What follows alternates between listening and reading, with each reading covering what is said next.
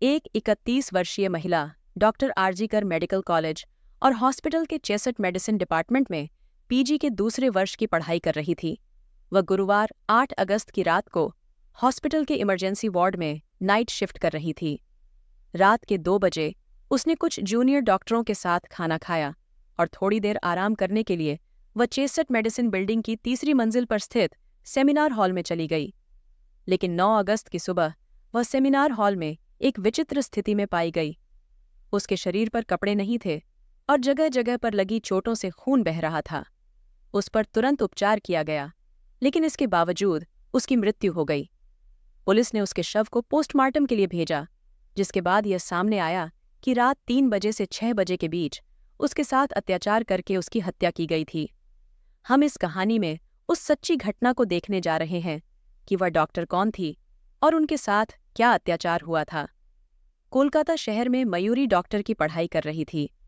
दूसरे वर्ष में पढ़ाई करते हुए उसी आरजीकर हॉस्पिटल में वह ट्रेनी डॉक्टर के रूप में काम भी कर रही थी। माता पिता ने बड़ी मेहनत से उसे डॉक्टर बनाया था और डॉक्टर बनने के लिए उसने भी कड़ी मेहनत की थी। अब जब वह पूरी डॉक्टर बनने वाली थी तो घर वाले उसके लिए रिश्ता भी ढूंढने लगे थे। घर में सभी बहुत खुश थे कि अब उनकी बेटी डॉक्टर बन रही थी और लोगों की सेवा करने वाली थी। वह अपने माता पिता का सपना पूरा करने वाली थी। उस दिन भी उसके मन में सिर्फ अपने काम की बात थी। उसकी नाइट शिफ्ट थी। हर माता पिता को अपनी बेटी की चिंता होती है और उसके माता पिता को भी यही चिंता सताती थी। लेकिन उसने अपने माता पिता को समझाया कि वह एक डॉक्टर है और आगे से उसे यह सब करना ही होगा। लोगों की सेवा करना एक पुण्य का काम होता है। ऐसा कहकर वह घर से बाहर निकली और नाइट शिफ्ट के लिए रात को अस्पताल पहुंची। उसने चारों तरफ राउंड लिया और मरीजों की भी जांच की। उसी रात उसने अपने सहकर्मियों के साथ मैच भी देखा। वह बहुत खुश थी। रात के 11 बजे उसने अपनी माँ को फ़ोन किया और कहा, मैंने खाना खा लिया है, आप भी खा लो। क्योंकि जब तक बेटी खाना नहीं खाती थी तब तक माँ भी उसके फ़ोन का इंतज़ार करती रहती थी। माँ और बेटी की बातचीत के बाद मयूरी ने अपना बाकी काम पूरा किया। रात के करीब 1-2 बजे उसने अपने 4 सहकर्मियों के साथ खाना खाया और थोड़ी देर आराम करने के बाद उठकर पढ़ाई करने के लिए वह अस्पताल के इमरजेंसी बिल्डिंग के तीसरे मंजिल पर स्थित सेमिनार हॉल में गई। लेकिन उसके बाद किसी ने मयूरी को नहीं देखा। अगली सुबह जब उसे देखा गया तो सबको बहुत बड़ा धक्का लगा। मयूरी को सेमिनार हॉल में बेहोश अवस्था में पाया गया था। एक बात यह थी कि उसके शरीर पर एक भी कपड़ा नहीं था। उसके शरीर पर बड़े बड़े घाव थे और उसके शरीर से खून बह रहा था।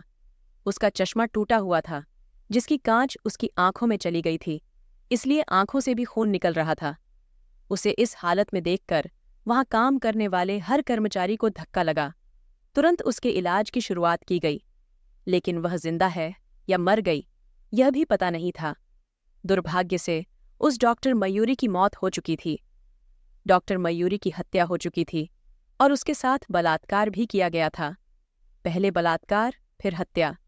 ये खबर सुनकर हर किसी ने दुख व्यक्त किया। सभी अस्पतालों के छात्रों ने गुस्सा जाहिर किया। उन्होंने सवाल उठाया कि अगर सरकारी अस्पताल में ही डॉक्टर सुरक्षित नहीं है तो फिर दूसरे मरीजों का क्या होगा। आज ऐसे ही सवाल हमारे आपके मन में उठ रहे हैं। इस अस्पताल में इतना बड़ा मामला होने के कारण अस्पताल की प्रतिष्ठा खराब ना हो, इसलिए काफी प्रयास किए गए। आरजी के चिकित्सा विभाग के प्रमुख ने मयूरी के परिवार को फोन करके कहा कि आपकी बेटी ने आत्महत्या कर ली है, लेकिन इस बात पर उसके माता पिता को विश्वास नहीं हो रहा था। वे सोच रहे थे कि यह कैसे संभव है। मयूरी के परिवार वाले जल्दबाजी में अस्पताल पहुंचे, लेकिन उन्हें अपनी बेटी को आखिरी बार देखने तक नहीं दिया गया। मयूरी की माँ वहां के डॉक्टरों से विनती कर रही थी और उनके सामने रो रही थी, लेकिन वहां के लोगों को उसकी कोई परवाह नहीं थी। वे सब सिर्फ इस मामले को दबाने की कोशिश में लगे हुए थे। एक माँ डॉक्टरों के पैरों में गिर रही थी, क्योंकि वही अपनी बेटी को आखिरी बार देखना चाहती थी। वहां के डॉक्टर धीरे धीरे एक दूसरे के कान में बात कर रहे थे। शायद मयूरी के पिता को भी इस मामले को यहीं खत्म करने के लिए कहा गया होगा, लेकिन उन्हें समझ नहीं आ रहा था कि उनकी बेटी के साथ वास्तव में क्या हुआ है, इसलिए वे बस शांत थे। फिर दोपहर 2 बजे वहां के डॉक्टरों ने मयूरी के माता पिता को उसके शव को देखने की अनुमति दी।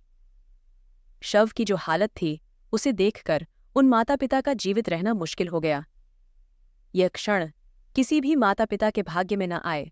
जिस बच्चे को उन्होंने अपने कंधों पर खिलाया, पाल पोस कर बड़ा किया, उसे इस हालत में देखकर उनके दिल को गहरा धक्का लगा। लेकिन उन्होंने ठान लिया कि जिसने भी उनकी बेटी के साथ यह घृणित काम किया है, उसे न्याय दिलाना होगा। सभी के हल्ला बोल के बाद पुलिस ने डॉक्टर मयूरी के मामले की गहराई से जांच शुरू की। अस्पताल के सीसीटीवी कैमरे चेक किए गए तो देखा गया कि अस्पताल का एक कर्मचारी सुबह सुबह सेमिनार हॉल में गया था। उसी कर्मचारी को 40 से 45 मिनट बाद तेजी से अस्पताल से बाहर जाते हुए भी देखा गया। लेकिन कर्मचारी का चेहरा ढका हुआ था, जिससे उसकी पहचान ठीक से नहीं हो पाई। इसीलिए जब कर्मचारी हॉल में गया तो उसके कानों में हेडफोन थे, लेकिन बाहर निकलते समय उसके कानों में हेडफोन नहीं थे। ये बात पुलिस के ध्यान में आई। इससे पुलिस को इस मामले में आगे की जानकारी जुटाने के लिए एक बड़ा सबूत मिला। पुलिस ने सभी कर्मचारियों को बुलाया, जिसमें वह कर्मचारी भी शामिल था। पुलिस ने सबके फ़ोन कब्जे में लिए और यह देखने लगी कि उनके पास जो ब्लूटूथ मिला था वह किस मोबाइल फ़ोन से तुरंत जुड़ता है। केवल एक फ़ोन से ही वह ब्लूटूथ ऑटोमेटिक जुड़ गया और वह कर्मचारी संजय रॉय था। इसलिए पुलिस ने संजय रॉय को शकी आरोपी के रूप में गिरफ्तार किया और उसके खिलाफ अपराध भी दर्ज किया। अब आरोपी ने अपराध कबूल कर लिया है और कई चौंकाने वाले खुलासे भी किए हैं। संजय रॉय कौन है, यह हम देखते हैं। 2019 में संजय रॉय की भर्ती यहाँ हुई थी। वह आरजी-कर अस्पताल की पुलिस चौकी में काम करता था। वह लंबे समय से यहाँ काम कर रहा था, इसलिए उसे हर विभाग की विस्तृत जानकारी थी। जब महिला डॉक्टर का शव पुलिस ने पोस्टमार्टम के लिए भेजा तो यह स्पष्ट हुआ कि उसके साथ बलात्कार हुआ था। उसके शरीर पर पूरी तरह से खरोंचें थीं और बलात्कार के बाद उसकी हत्या की गई थी। पीड़िता के गुप्तांगों से खून बह रहा था। उसके दोनों आंखों और मुंह से खून आ रहा था। उसके चेहरे, पेट, पैर, गर्दन और होठों पर घाव थे। पोस्टमार्टम में बताया गया कि उसका सिर जमीन या दीवार पर पटक दिया गया था। उसकी गर्दन की हड्डी टूटने से उसकी गला दबाकर हत्या की गई होगी। उसके शरीर पर जगह जगह लगी चोटों और उसकी कमर और पेट की स्थिति से यह स्पष्ट होता है कि यह काम केवल एक व्यक्ति का नहीं हो सकता, बल्कि यह एक सामूहिक अत्याचार का मामला हो सकता है। यह संदेह पीड़िता के परिवार और आंदोलन कर रहे डॉक्टरों द्वारा व्यक्त किया जा रहा है। यह घटना सुबह 3 बजे से 6 बजे के बीच घटी होगी। अपनी जान बचाने और इज्जत बचाने के लिए उसने कड़ी मेहनत की होगी। अंत तक वह खुद को बचाने के लिए लड़ती रही। ऐसा प्रतीत होता है खुद को बचाते हुए उसने अंततः अपनी जान गंवा दी।